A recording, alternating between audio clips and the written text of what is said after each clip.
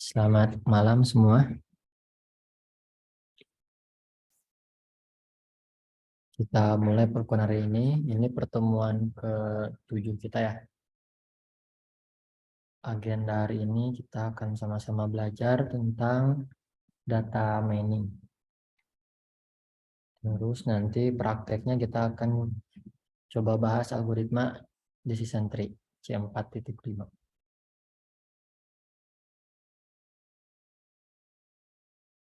Baik, kita mulai saja. Assalamualaikum warahmatullahi wabarakatuh.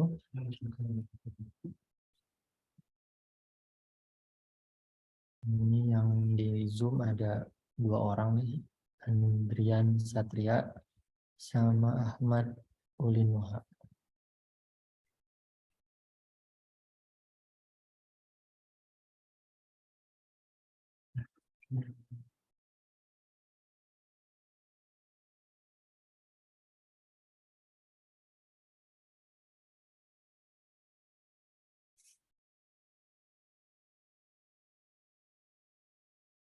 Kita mulai.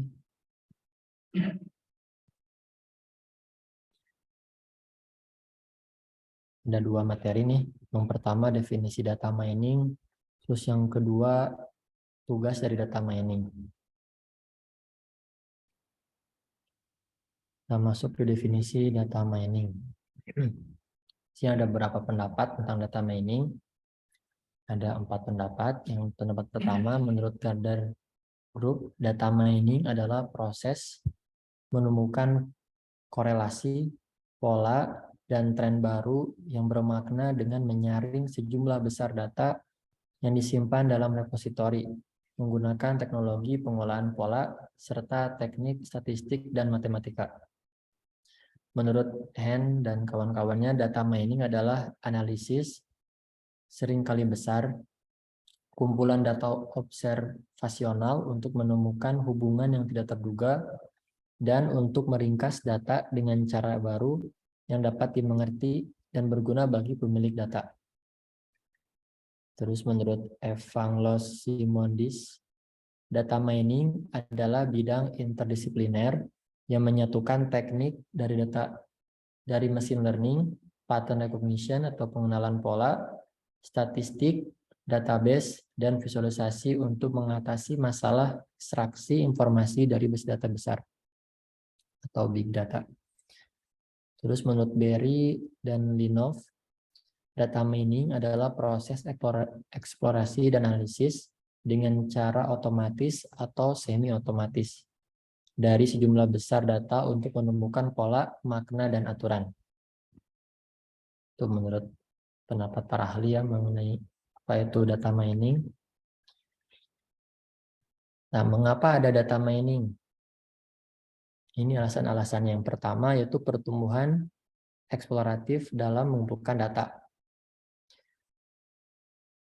Yang maksudnya adalah penggunaan informasi yang sekarang banyak digunakan di perusahaan, di tiap lembaga, kan udah banyak sekarang. Hampir semua kita masih berhadapan dengan sistem informasi. Terus penyimpanan data dalam database relasional, data warehouse atau big data, terus ketersediaan peningkatan akses ke data dari navigasi web, dan maksudnya ini adalah histori ya, histori kita searching di website, histori kita melakukan apa tuh di internet, itu juga tercatat datanya. Selanjutnya, alasan yang kedua, data akan sia-sia jika tidak digunakan dengan benar. Dan yang ketiga, kita harus menemukan cara yang lebih efektif untuk menggunakan data ini dalam proses pendukung keputusan daripada hanya menggunakan bahasa query tradisional. Teman-teman udah belajar di mata kuliah database, kan kita suka ada query itu MySQL, select all from. Nah, itu adalah query tradisional. Tujuan data mining adalah lebih dari hanya sekedar query-nya saja. Nah, apa sih hubungan dengan mata kuliah kita BI? Menurut Gardner Group, BI atau kecerdasan bisnis adalah proses mengubah data menjadi informasi dan melalui dan melalui penemuan mengubah informasi itu menjadi pengetahuan. Kita akan bahas lebih detailnya. Nah, pada jenis data apa sih data mining bisa diterapkan? Pertama, data warehouse. Yang kedua, transaksional database. Dan yang ketiga, advanced database system.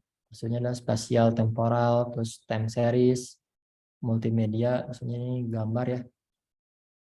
Terus text mining juga bisa, dari internet juga bisa. Semua data yang bisa digunakan oleh data mining.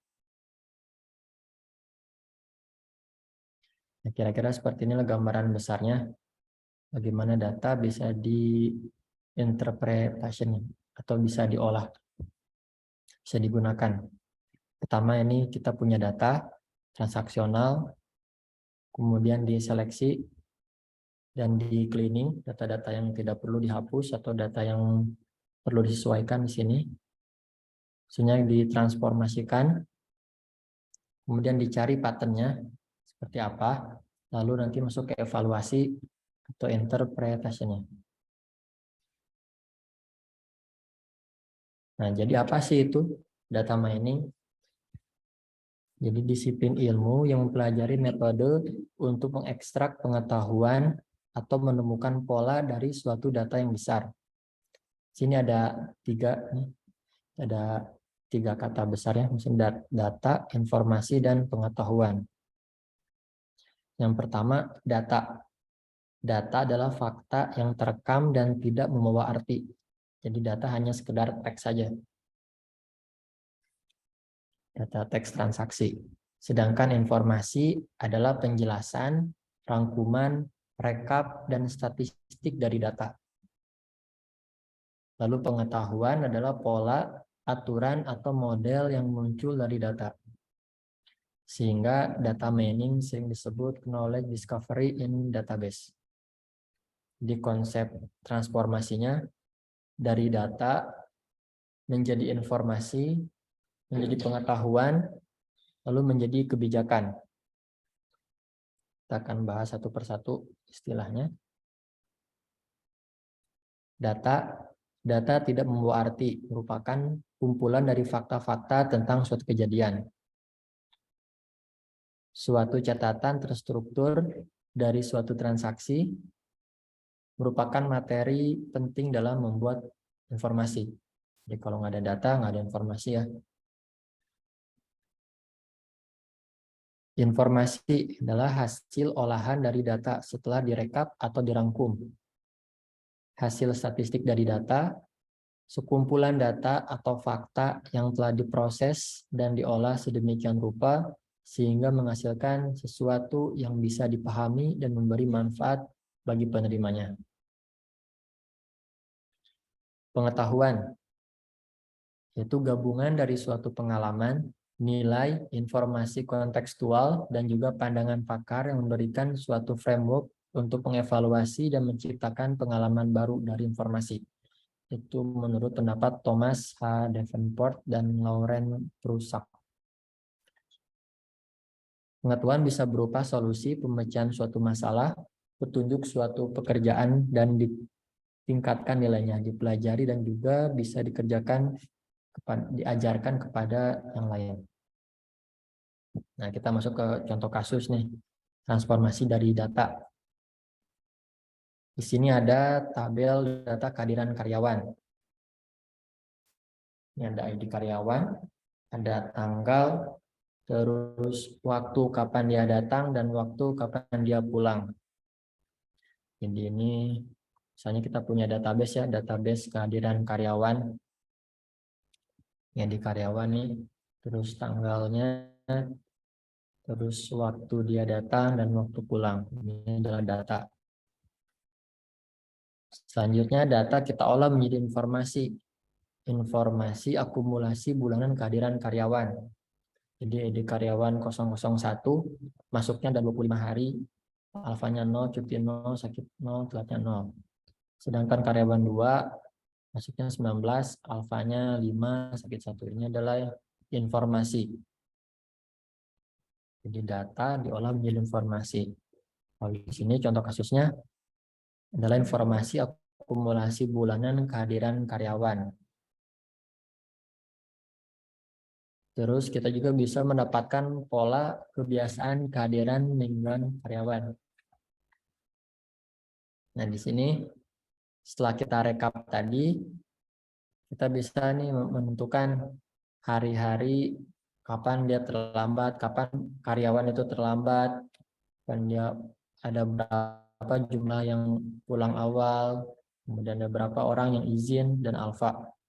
Misalnya di hari Senin ini ada 8 orang nih yang terlambat. Terus yang hari Selasa ada 1, Rabu ada 0, Kamis ada 1, Jumat yang terlambat ada 5. Nah, kita sorot di sini ada Senin itu ada 8, lebih banyak dibanding hari-hari yang lainnya. Sedangkan di hari Jumat yang pulang lebih awal lebih 9, lebih banyak dibanding hari-hari yang lainnya. Nah, maka dari informasi ini berubah menjadi pengetahuan, yaitu pengetahuan tentang kebiasaan karyawan dalam jam datang atau pulang kerja. Ini ya, diketahuan nih jumlah yang terlambat, terus pulang awal, izin dan apa. Nah, dari pengetahuan ini kita bisa mengolah menjadi kebijakan, yaitu tentang pengetahuan tentang bagaimana teknik untuk meningkatkan kehadiran karyawan. Bagaimana sih kebijakannya? Yaitu penataan jam kerja karyawan khusus untuk hari Senin dan Jumat. Di peraturan jam kerjanya, hari Senin dimulai jam 10, karena Senin banyak yang terlambat ya, jadi dinaikkan di jam 10. Kemudian pada hari Jumat diakhiri jam 2, jam 14. Karena hari Jumat banyak yang pulang cepat. Nah, sisa jam kerja dikompensasikan ke hari lain.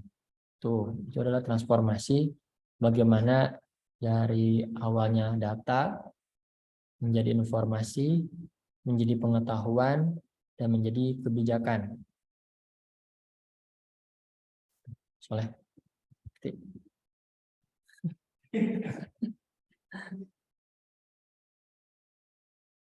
Yang di Zoom ada yang mau tanyakan nggak?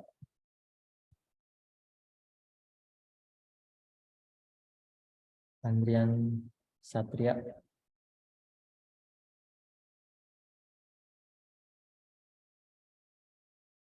Tanya. Ulin Nuha.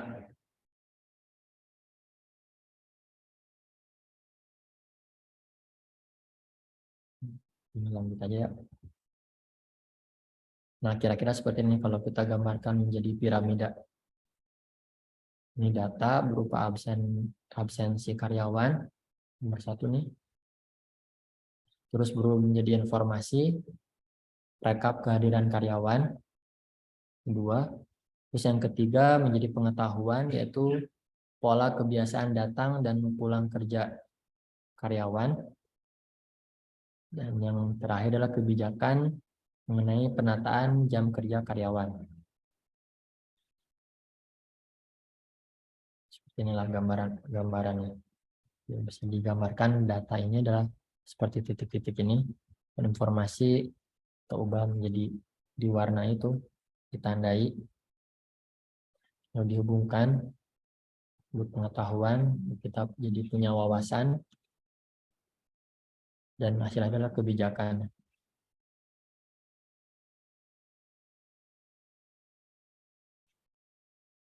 Oke, kita masuk di tugas dari data mining. Ada 5 tugas dari data mining. Pertama ada classification, yang kedua ada estimation, yang ketiga ada prediction, 4 ada clustering, dan kelima association. Ada 5 nih, hampir mirip-mirip semua namanya. Kita akan coba bahas satu persatu. Pertama, klasifikasi. Klasifikasi adalah proses menemukan model atau fungsi yang menggambarkan dan membedakan kelas atau konsep data untuk tujuan atau dapat menggunakan model untuk prediksi kelas objek yang label kelasnya tidak diketahui. Model turunan didasarkan pada analisis kumpulan data pelatihan, data training ya, yaitu objek data yang label kelasnya diketahui. Dalam klasifikasi terdapat variabel kategori target. Seperti kalau kita ada contoh di sini nih. Kita mau mengkategorikan golongan pendapatan. Misalnya dapat dibagi menjadi 3 kelas atau 3 kategori. Yang pertama ada berpenghasilan tinggi, berpenghasilan menengah, dan berpenghasilan rendah. Model data mining memeriksa satu set besar record. Setiap record berisi informasi tentang variabel target serta satu set variabel input atau prediktor. Ini targetnya ya. Jadi misalnya di sini ada subjek 1, terus umurnya 47 tahun, jenis kelaminnya perempuan, kemudian pekerjaan adalah software engineer. Nah, dia berpenghasilan tinggi. Terus record yang kedua ada umurnya 28 tahun, jenis kelaminnya laki-laki, dan pekerjaan marketing, konsultan marketing, dia berpenghasilan menengah. Itu di bawahnya juga seperti itu. Ini disebut dengan data latih atau data training. Nah, maka kalau ada data baru, misalnya 006, sini umurnya 47 tahun, kemudian jenis kelaminnya perempuan, dan pekerjaannya software engineer, maka clustering atau klasifikasi nanti akan mengkategorikan datanya sebagai berpenghasilan tinggi. Jadi ini adalah data training dan bukan data adalah data testing.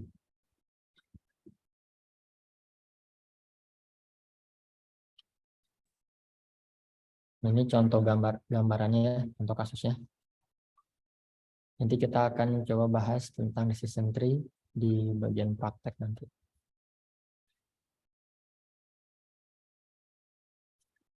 Algoritmanya ada banyak ya, dari klasifikasi.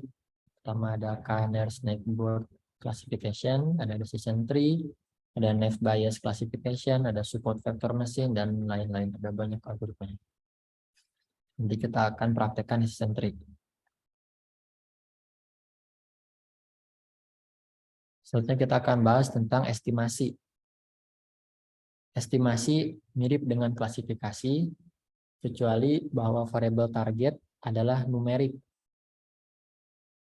Jadi yang tadi kan bentuknya teks tuh, penghasilan tinggi, menengah, sama rendah. Kalau estimasi biasanya kategorinya angka. Contohnya memperkirakan nilai rata-rata IPK mahasiswa pasca sarjana berdasarkan IPK sarjana mahasiswa tersebut. Kan variabel targetnya angka ya IPK-nya.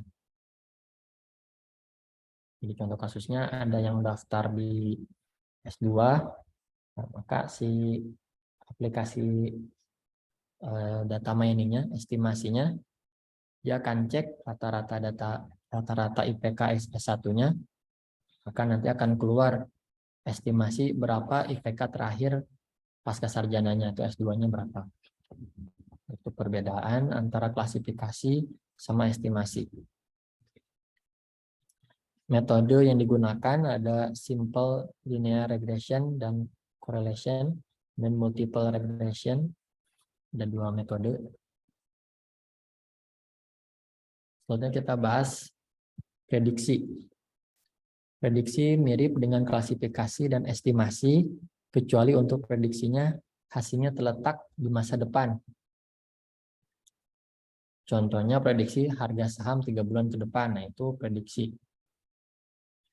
Kemudian prediksi persentase peningkatan kematian lalu lintas tahun depan jika batas kecepatan dinaikkan. Dan memprediksi apakah molekul tertentu dalam menemukan obat akan menghasilkan obat baru yang menguntungkan bagi perusahaan farmasi. Jadi itu perbedaan antara klasifikasi, estimasi, dan prediksi. Jadi prediksi menghasilkan terletak di masa depan ya. Di data-data yang kita punya sekarang, misalnya 3 tahun ke belakang, kita akan coba prediksi 1 tahun ke depan seperti apa. Itu adalah disebut dengan prediksi. Selanjutnya ada clustering atau pengelompokan. Tugas klasifikasi data mining sebelumnya berkaitan dengan mempartisi data berdasarkan sampel pelatihan atau pra-classified. Pengelompokan adalah proses otomatis untuk pengelompokan catatan terkait bersama-sama. Catatan terkait dikelompokkan bersama atas dasar jika memiliki nilai yang sama untuk atribut. Kelompok biasanya terputus-putus. Nah, jadi yang sebelumnya kita bahas, untuk klasifikasi, estimasi, dan prediksi, data latihnya kita sudah punya. Contohnya ini kan data latih. Nah, sedangkan kalau di clustering tidak ada data latih. Jadi semua data kita masukkan ke clustering, kan nanti dia akan membuat satu kelompok sendiri-sendiri. Seperti ini nih misalnya.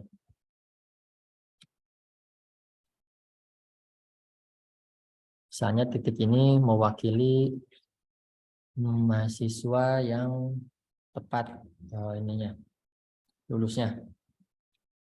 Misalkan faktor-faktor apa gitu banyak kan, dari IPK, terus jenis kelamin, dari pekerjaan dan lain-lainnya.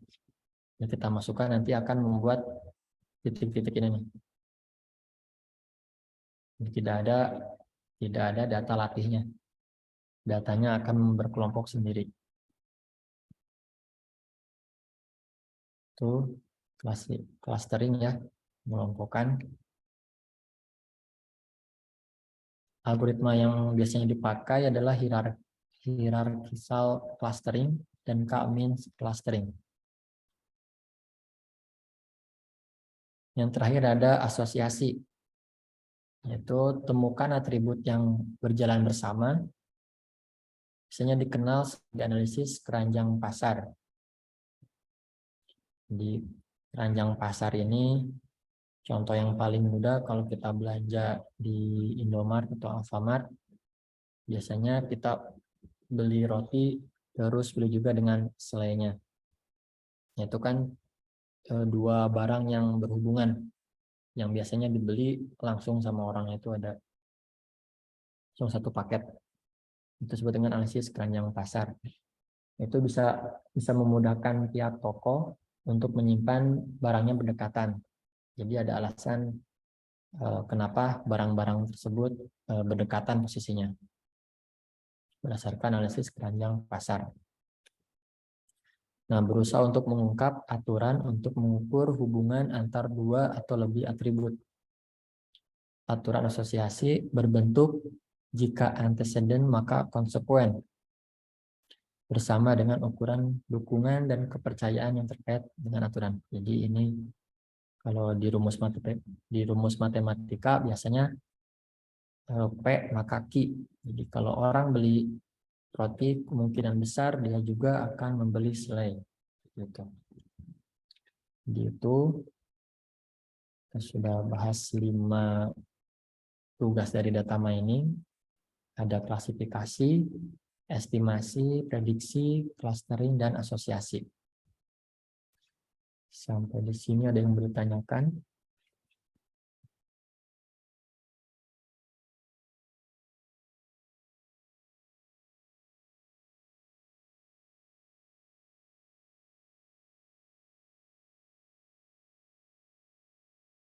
Soalnya ada yang bertanyakan nggak?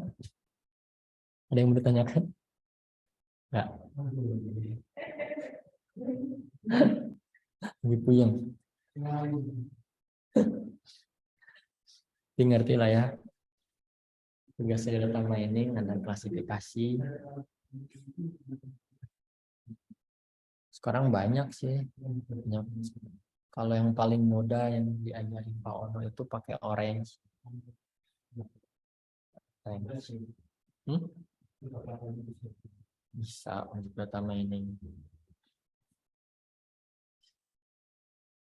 Ada klasifikasi, estimasi, prediksi, clustering, dan asosiasi. Mirip-mirip ya namanya.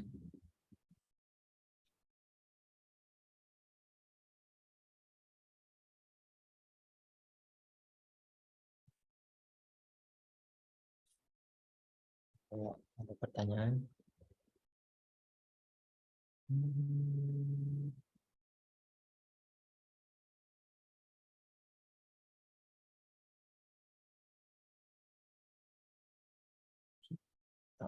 Siang sebenarnya.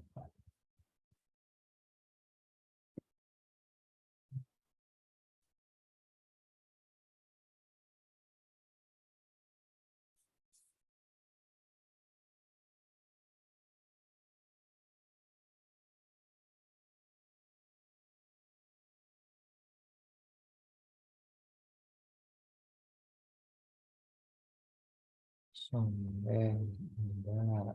Terus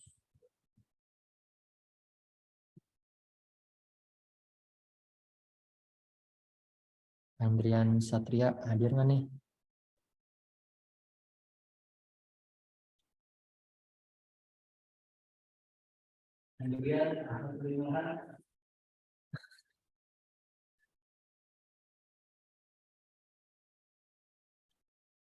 Ya,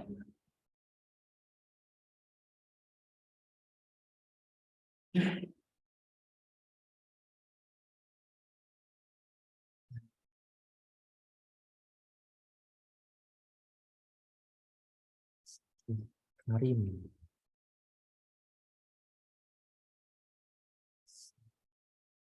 Ahmad Ulum.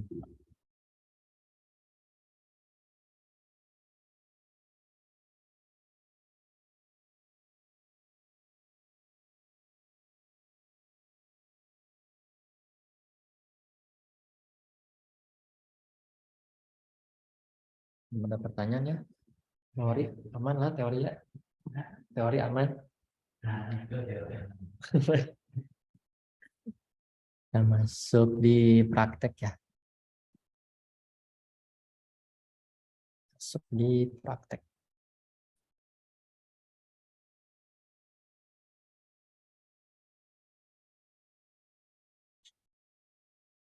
Algoritma C4.5.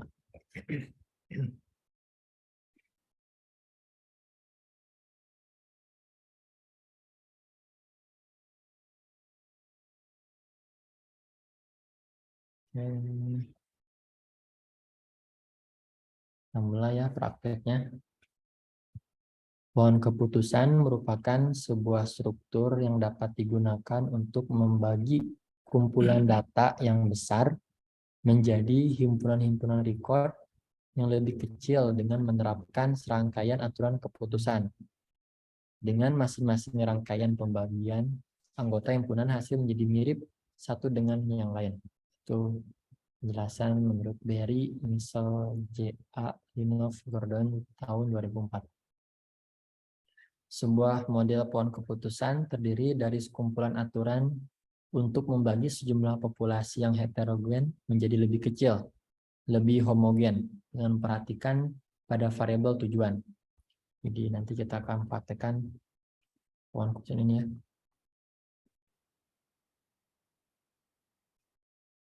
Sini ada langkah-langkah membuat pohon keputusan.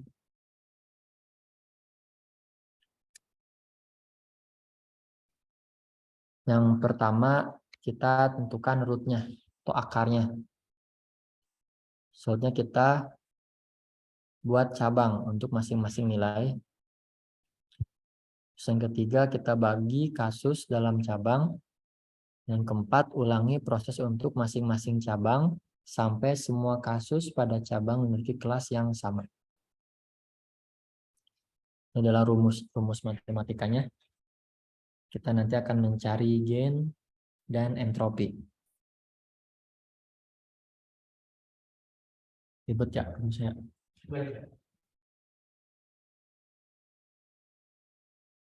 Nah, di sini kita masuk ke hitung-hitungan nih.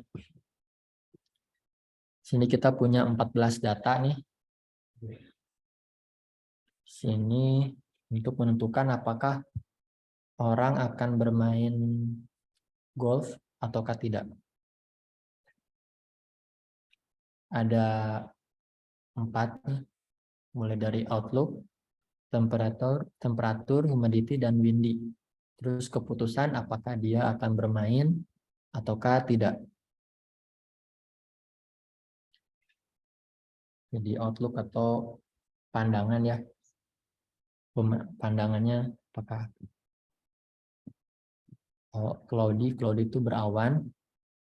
Terus ada rainy, apakah dia hujan. Dan sunny, cerah. Untuk temperatur ada hot, ada mild, dan ada cool. Panas, sedang, ataukah dia dingin.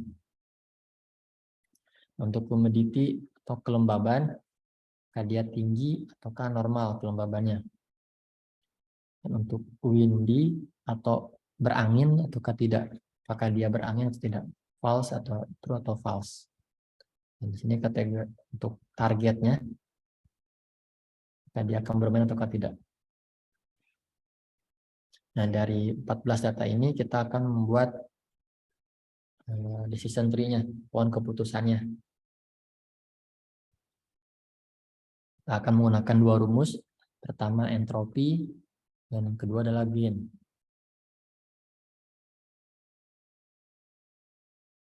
Nah, langkah pertama, kita akan membuat satu tabel.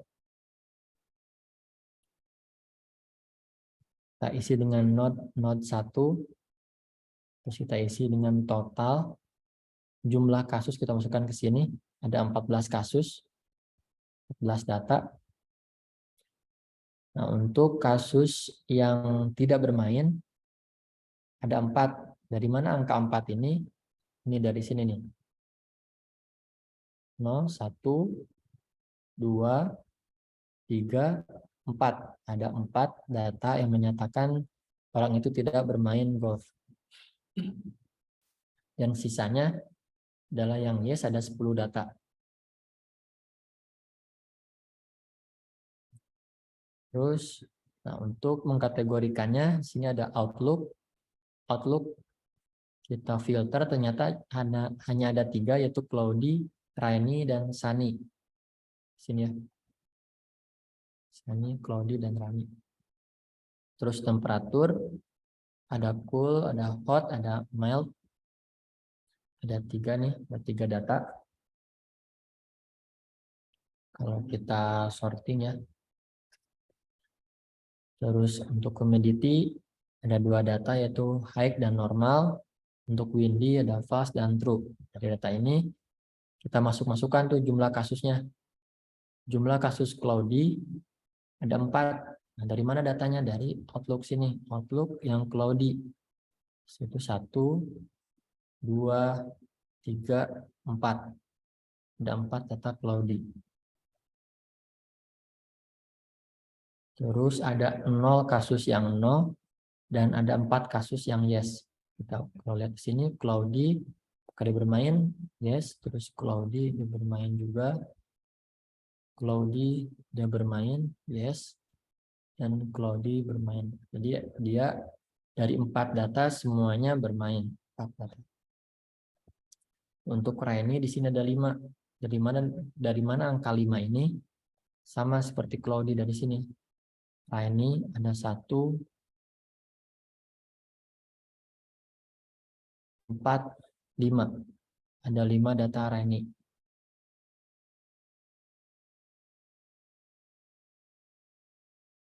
Terus ada 1 kasus yang no, dan ada 4 kasus yang yes. Nih. Rainy no, terus rainy yes, rainy yes, rainy yes, dan rainy yes. Jadi ada 5 kasus, 1 kasus yang no, dan 4 kasus yang yes. Sampai di sini ada yang bertanyakan?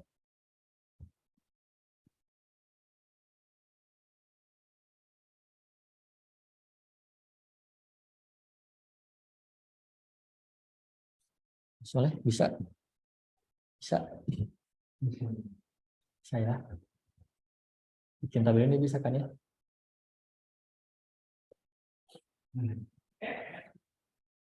Datang kan ya?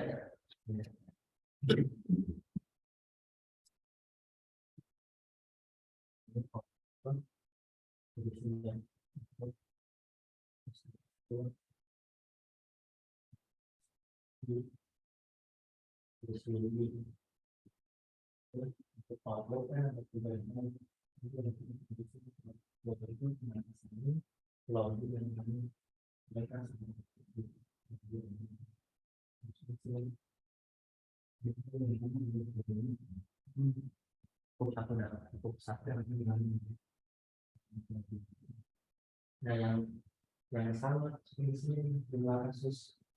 Jadi Pulau G ada 4, dari mana? Dari Pulau G 1, 2, 3, 4. Ada 4 kasusnya di Pulau G. Di sini ada 4. Terus yang 0, lihat ke sini Pulau G ini yes. Pulau G ini juga yes. Pulau G yes. Pulau G ini seperti ada Pulau G 0 yang tidak, 4 yang yes.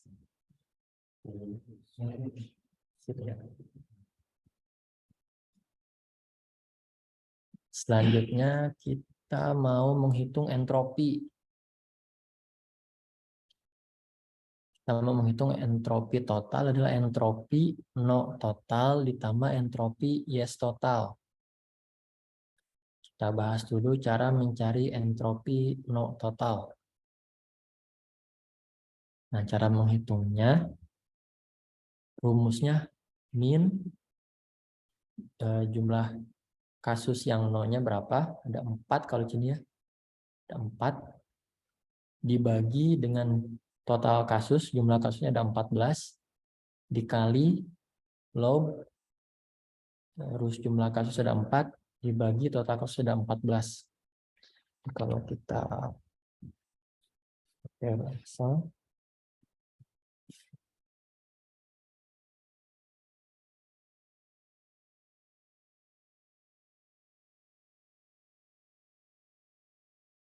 kita mau cari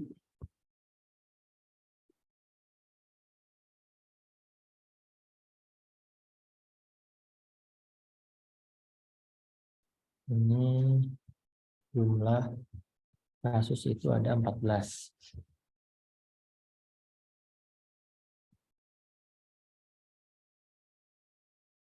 Terus yang no itu ada 4 ya. Dan yang yes itu ada 10. Nah, pertama kita mau cari entropi no. Entropi yang ini dulu nih.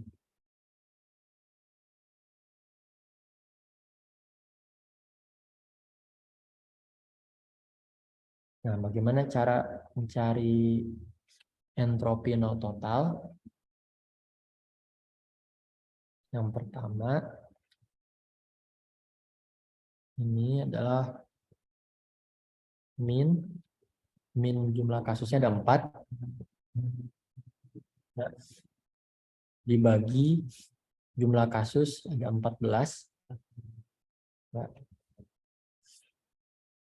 ini menghasilkan min 0,285. Terus kita cari lognya nih. Di Excel itu log. Jumlah kasus ada 4 ya memang ya. Dibagi total kasusnya ada 14. Ini menghasilkan 0,54. Ini lognya kita pakai base 2.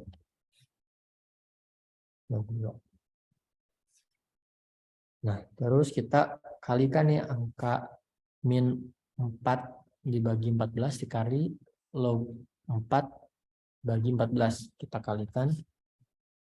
Ini kalikan. Nah, ini menghasilkan 0,5163 ini. Jadi angka 0,5163 4 bagi 14 dikali log 4 bagi 14. Jadi itu bagaimana kita mencari entropi no total. Selanjutnya kita mencari entropi yes total. Sama caranya sama dengan min jumlah kasus dibagi total kasus ada 14. Enter.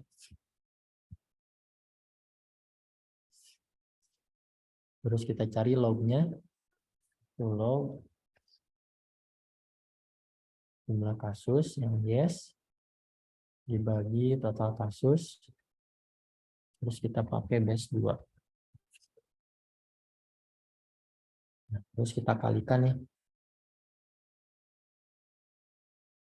Kali lognya. Ini masukkan 0,346. Ini sama ya. Terus kita jumlahkan entropi 0 total ditambah dengan entropi yes total. Ini menghasilkan 0,8631.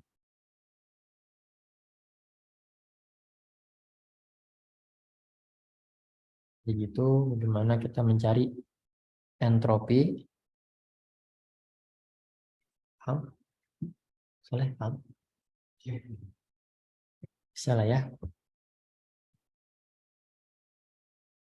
Nah, begitu juga dengan menghitung entropi dari cloudy. Kan cloudy itu jumlah kasus ada 4. Ini kalau cloudy itu ada 4 kasus. Terus yang 0 itu ada 0 dan yang yes ada 4.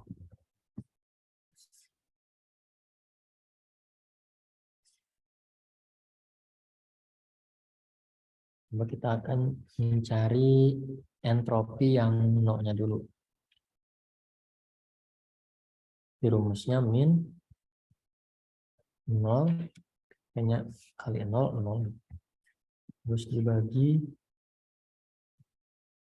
jumlah kasus, hasilkan 0. Terus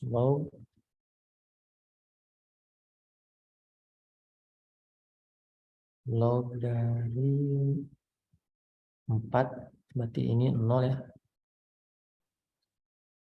Dibagi dengan jumlah kasus ada 4. Hasilkan 0 juga. Karena log 0 tidak ada.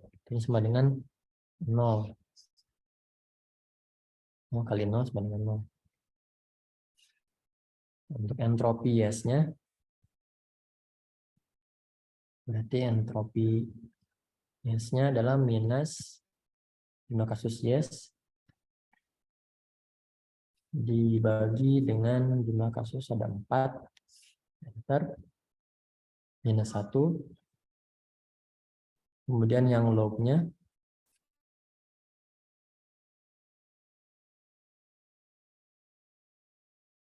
log 4 dibagi dengan jumlah kasus ada 4. Kita pakai base 2.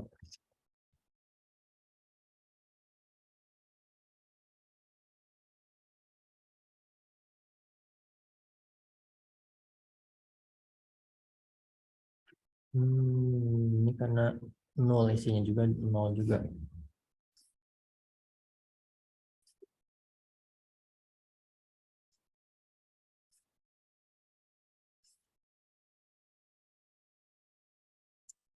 Coba kita hitung yang Rani.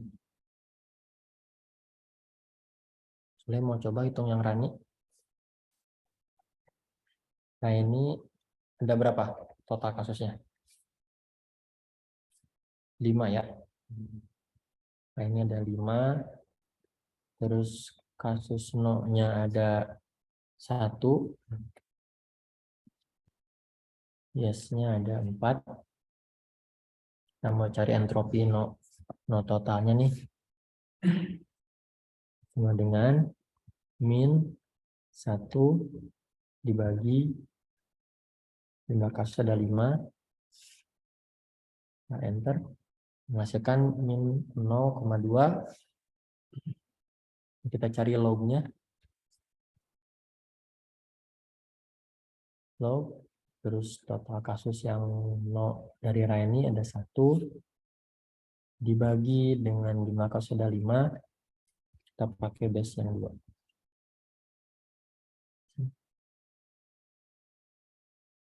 Oh, terusnya titik koma ya. Menghasilkan min 2,319. Kita kalikan.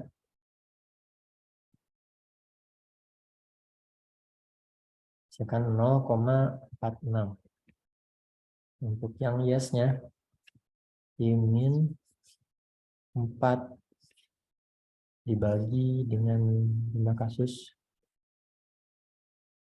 Terus log-nya, log 4 dibagi, log ada 5, kita pakai base 2, mendapatkan min 0,3, kita kalikan nih. Ini dikali dengan log-nya.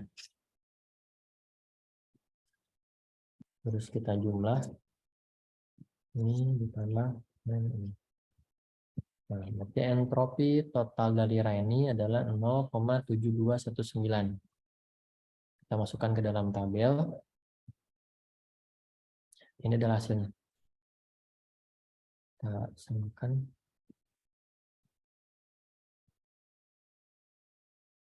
Ini yang Raini menghasilkan 0,72. 0,72.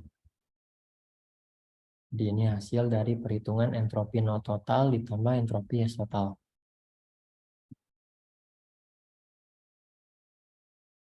Ini berarti 0 ya hasilnya. Jadi untuk yang 0 kita isi dengan angka 0. Yang num itu. Berarti dia ada yang error karena dibagi 0. Atau dikali dengan 0. Nah, dari entropi. Jadi itu adalah rumus bagaimana kita mencari entropi. Itu tahapan pertama. Di entropi nanti dicari ya clouding-nya berapa. Terus entropi untuk Rainy, entropi untuk Sunny, entropi cool, hot, mild juga. Itu kita cari entropinya di tiap-tiap datanya. Nah, tahap kedua kita mencari gain. Gain ini dihitungnya per kategori. Jadi kan ada kategori outlook, temperatur, humidity, dan windy. Rumus untuk menghitung gain outlook adalah entropi total ini ya, dikurangi proporsi entropi cloudy ditambah proporsi entropi rainy ditambah proporsi entropi sunny. Di entropi total sudah kita ketahui ada di sini 0,86, masukkan ke dalam sini. Kemudian proporsi entropi cloudy. Maksudnya ada 4 kasus, 4 jumlah kasus, 4 dibagi dengan total kasus ada 14, 4 bagi 14 dikali entropinya. Sini entropi cloudy 0. Nanti 4 bagi 14 dikali 0. Sedangkan untuk rainy, sini ada 5 kasus. Kita masukkan ke sini ya. 5-nya. 5 kasus. Dibagi total kasus ada 14. Jadi 5 bagi 14 dikali entropinya 0,721 yang ini nih. Pinin ke sini. Selanjutnya kita masukkan proporsi entropi Sunny. Sini ada 5 kasus nih yang Sunny. Berarti 5 dibagi total kasus ada 14. 5 bagi 14 dikali entropinya 0,97. Ini 5 bagi 14 dikali 0,9809. Ini. Nah, dari sini kita akan menghitung yang di dalam kurungnya dulu nih. Ini karena ini dikali 0 berarti menghasilkan angka 0 juga ya. Terus yang proporsi entropi Reni ini menghasilkan 0,257 dan untuk entropi proporsi Sani menghasilkan 0,34. Kita jumlahkan, lalu kita dapat kalau angka gain outlook adalah 0,258. Mana?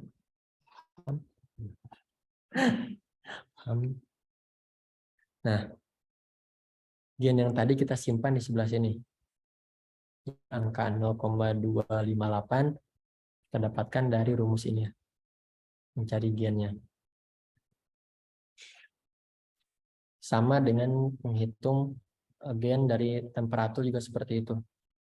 Jadi gain entropi totalnya, terus dikurangi proporsi entropi cool, proporsi entropi hot, sama proporsi entropi mildnya seperti apa. Nah, nanti dimasukkan ke dalam rumus ini, nanti akan mendapatkan angka 0,183. Itu bagaimana cara kita mencari gain. Selanjutnya, dari gain ini kita tentukan gain yang tertinggi, gain yang paling besar angkanya. Kalau kita lihat di tabel ini, gain yang tertinggi atau yang terbesar dimiliki oleh humidity dengan angka 0,37 dibanding yang lainnya. Dan yang tertinggi humidity. Maka kita bisa simpulkan kalau root atau akar yang pertama adalah humidity. Dengan dua kategorinya adalah high dan normal. Nah, kita akan sorot di sini. Sini ada high dan normal. Di high ada 7 kasus, di mana ada 4 kasus yang tidak bermain dan 3 kasus yang bermain. Sedangkan untuk yang normal, di sini ada 7 kasus, di mana semua kasusnya bermain. Dari 7 data humidity yang normal, semuanya main.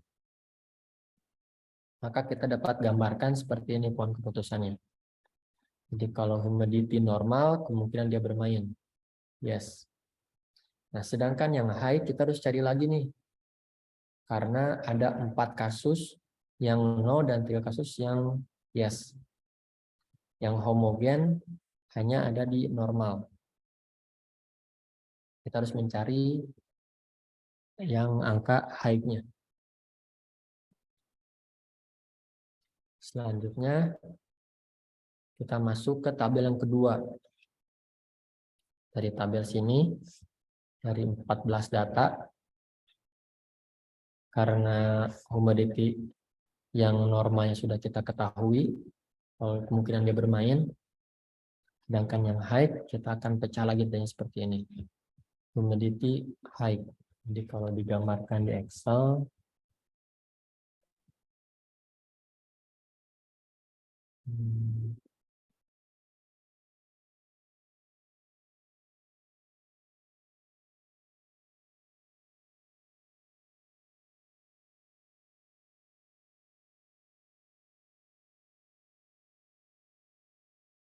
ini datanya.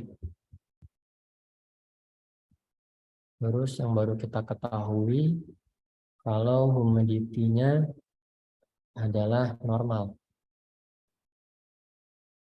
Nah, maka tersisa ada 1, 2, 3, 4, 5, 6, 7. Ada 7 kasus yang humidity-nya high.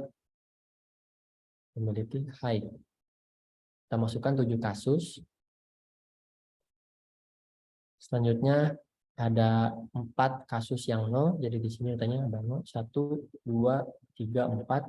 Ada 4 data yang no dan 3 jumlah kasus yang yes.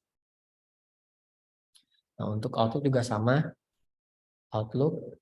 Kemudian kita cari nih cloudy ada berapa? Cloudy ada 1, 2, ada 2 kasus. Di mana kedua kasusnya adalah yes dan yes. Untuk rainy ada 2 kasus. Ini 1, 2, di mana ada satu kasus yang bermain dan satu kasus tidak bermain. Untuk Sani juga sama, kita cari di sini. Sani ada 3 data, 1, 2, 3, di mana ketiga-tiganya tidak bermain. Itu bagaimana cara kita masukkan tabel kedua, root node 1.1 nih. Dan node keduanya. Nah, dari tabel sini, yang pertama kita cari entropinya. Sama seperti rumus yang pertama tadi. Ini cara mencari entropinya. Kemudian setelah kita mendapatkan entropi, kita menghitung gainnya.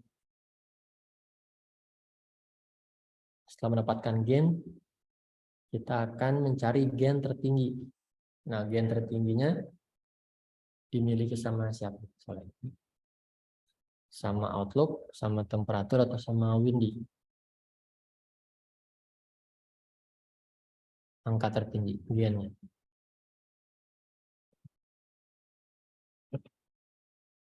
Sama angka tertingginya.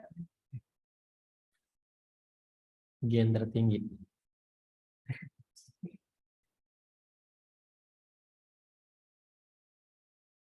Punya siapa?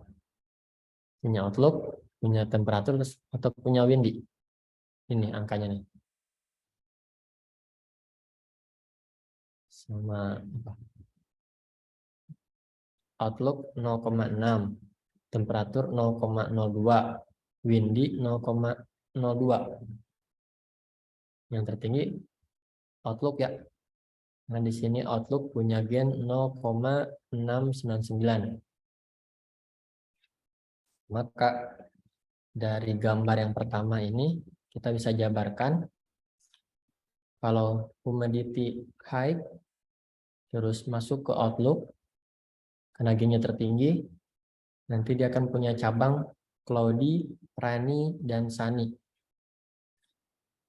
Untuk cloudy dinyatakan yes. Kalau dia berawan, kemudian dia bermain. Dari mana datanya? Dia bisa langsung buat keputusan yes.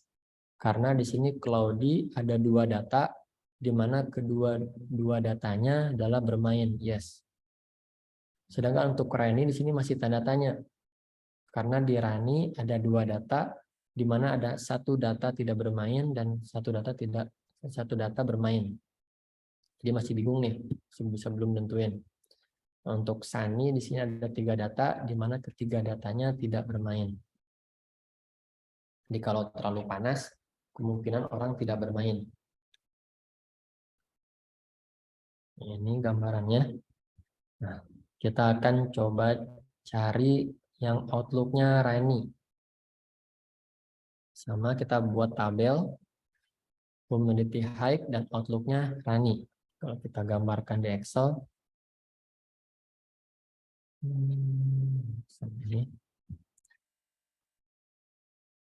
nah outlook-nya tadi kita sudah ketemu cloudy dan sunny.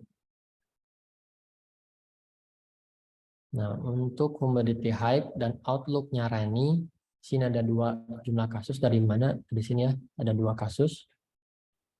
Ada 1 kasus tidak bermain dan 1 kasus bermain. Untuk temperatur, hanya ada data mild-nya. Jadi yang cool dan hot, kita isi dengan angka 000.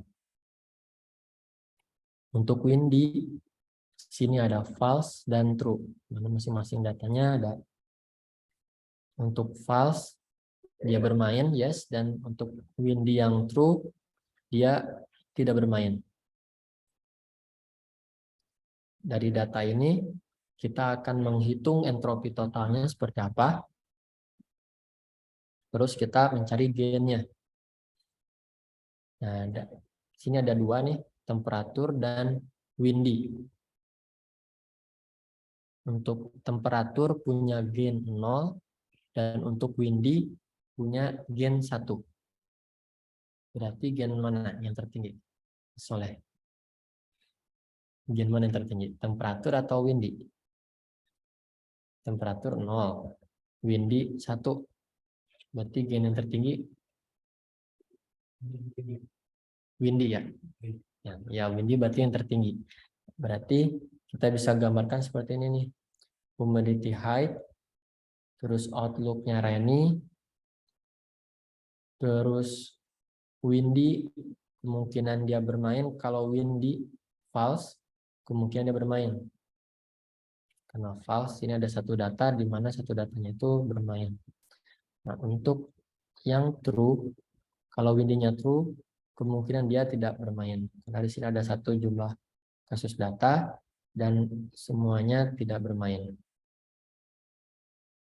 Nah, sampai di sini itu adalah bagaimana cara kita untuk menghitung data dari 14 data ini.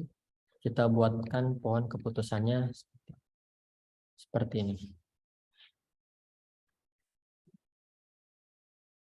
Jadi itu adalah hitungan manualnya. Sebenarnya banyak aplikasi sekarang yang bisa membuat pohon keputusan. Cuma lebih baiknya kita bisa menghitung manualnya seperti apa. Ini adalah salah satu cara bagaimana kita mencari decision tree, membuat decision tree dengan menghitung gain dan entropinya. Ada yang ditanyakan? Ada yang ditanyakan nggak? Cara ngitung-ngitungnya? Masih bingung? Kita ulang lagi sekali lagi.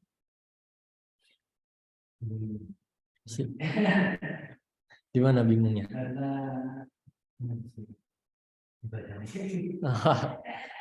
Oke, nanti paling dibaca-baca lagi ya.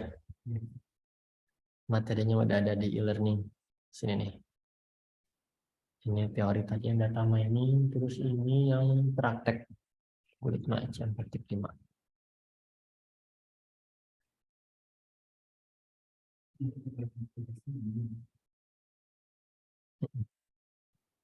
Iya, minggu depan kita minggu tenang, kemudian minggu depannya lagi kita UTS.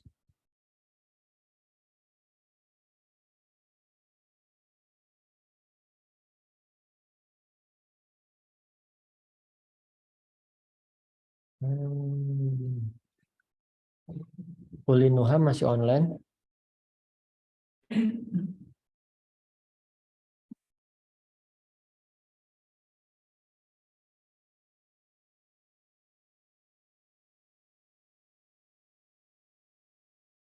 Ada nggak? Oke, jadi nanti dibaca-baca lagi ya. Cara ngitungnya. Kita tanya Pak Gita.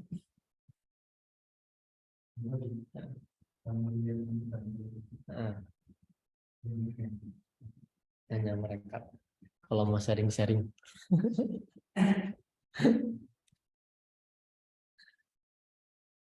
Oke, kalau tidak ada pertanyaan, kita masuk ke latihan. Jadi ini latihannya sekaligus esai dari UTS. Nilainya 40%. Dokumen yang diunggah berbentuk PDF ya. Di ini latihannya buat pohon keputusan dengan algoritma C4.5 dengan goals variabel adalah jumlah. Di sini kita punya 8 data di mana data ini akan menghitung apakah banyaknya pelanggan datang ke toko ataukah sedikit. Di kita variabel targetnya banyak atau sedikit orang yang datang ke toko. Pertama contohnya di sini data yang pertama nih, kalau hari libur ya cuaca cerah, terus minggu ke-1 kemungkinan akan banyak orang yang datang ke toko. Sedangkan kalau liburan ya terus cuacanya hujan, minggu ke-1 orang datang ke toko. Jadi seperti itu, nanti ini digambarkan pohon keputusannya seperti apa, terus bagaimana cara menghitungnya, itu nanti dibuat di Word, terus di PDF kan, nanti disubmit saat UTS, Nah, di learning sini nih, sini jadi nanti UTS kita ada dua nih. Pertama ada kuis 60% dan esai. Esai ini dari jawaban yang ini ya.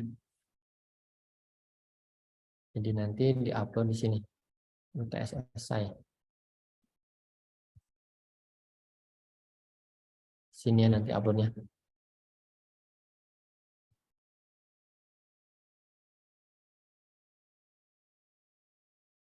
Kita dapat jadwal UTS itu.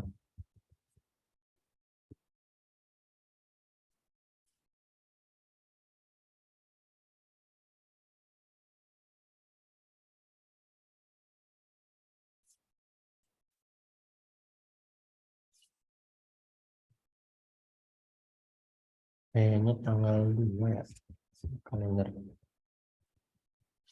Ini sekarang terus minggu tenang. Oh, berarti tanggal 2. Tanggal 2 Desember. Nanti saya kasih waktu dari mulai tanggal 2 sampai tanggal 4. Udah bisa mengerjakan. Jadi sekarang kerjain ya. Biar nggak ngedadak. Untuk kuis nanti saya bukanya tanggal 2 Desember. Jadi itu nanti dibuatkan PDF, disubmit di sini.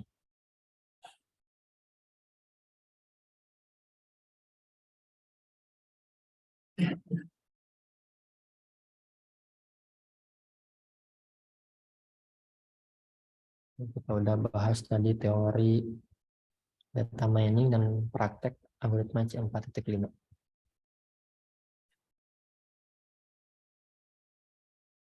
Masih ada aplikasi. Ini aplikasinya nih kalau mau praktek. Cuman kalau ini kita nggak tahu tuh cara ngitung-ngitungnya kayak gimana. Langsung jadi aja decision tree-nya. Baiknya kita tahu cara hitungan di belakangnya seperti apa. Coba pertemuan depan setelah UTS.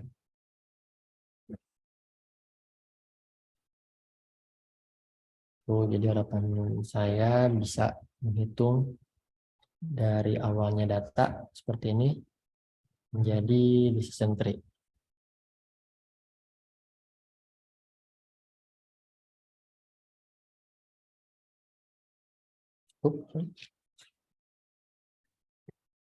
Yang hadir berapa orang? Ulinoha aja nih sendiri.